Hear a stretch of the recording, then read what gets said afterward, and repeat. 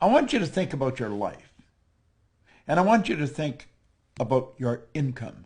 I want you to think about money. Money's subject that is a subject that not a lot of people want to talk about. And when you do talk about it, a lot of people get defensive. They say, well, money's not everything. Well, that's sort of a ridiculous statement. Of course it's not everything. But money's important. It's very important in the area that it's used. It's as important as the food you eat, as the medical care that you subscribe to, as the car you drive, the home you live in, the vacations you take. See, money is something that has nothing to replace it in the area that it's been used. Now, money is merely an idea. We put stacks of stuff together. If we just look here, we put stacks of stuff together that we call money. Now, I am going to run some pictures up here on the screen to help communicate my idea. I'm going to communicate graphically as well as verbally. And money is an interesting subject. You get stacks of it there. How would you love to have stacks of money? I think everybody would. Some people do, but very, very few. So let's talk about money. Now think about it. I frequently ask a person if they come to work with me, what's the most you've ever earned in a year? I really don't care what the answer is, but I want to know what the answer is. Because when they tell me the answer, what they're doing is telling me where their mind is programmed with respect to money. See, our mind is programmed. You're working with a program, I'm working with a program. Now, most people are working with a program that someone else built. They are the production of somebody else's habitual way of thinking. I'm going to suggest that you can rewrite the program. You can rewrite the program.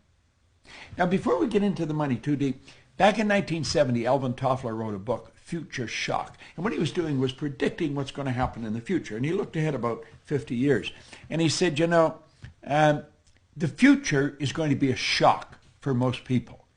And he said, it's something that we should really think about. Now, in the book, he made predictions that everyone thought were absolutely crazy, but they weren't crazy.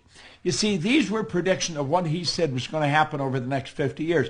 Now, I was working with Earl Nightingale and Lloyd Conant in 1970 when this book came out, so the book was very popular in our company.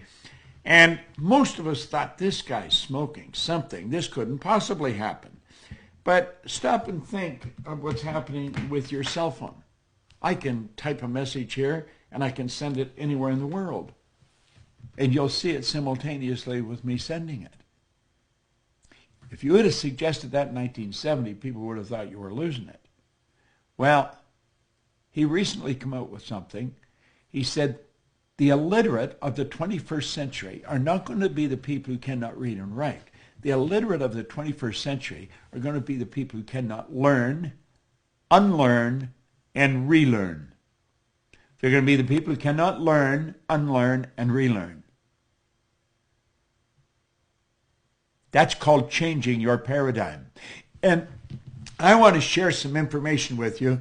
If you've already got it, it's really good to hear it again. If you haven't got it, you're going to love it because it's about money, okay? And it's really about how to create all you want.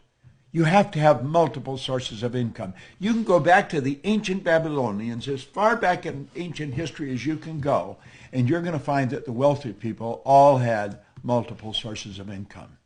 Now, I want you to think about these figures that you're looking at here. 3% of our population are earning 97% of all the money that's being earned.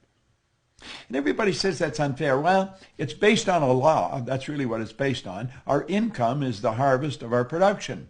That's really what it is. But 3%. Now think of this for a moment. Some of those 3% are not very well educated insofar as we look at education. Some of them are functionally illiterate. They can neither read nor write. Now, some of them are absolutely brilliant. But you're going to find people that are absolutely brilliant that fall into the 97% category that have to split up 3% of the money that's earned. So why and how does this happen? Well, that's what I want to talk to you about. You see, you can become one of the 3%. Now, if somebody had told me that 55 years ago when I first got into the studying of this information, I would have thought they were dreaming.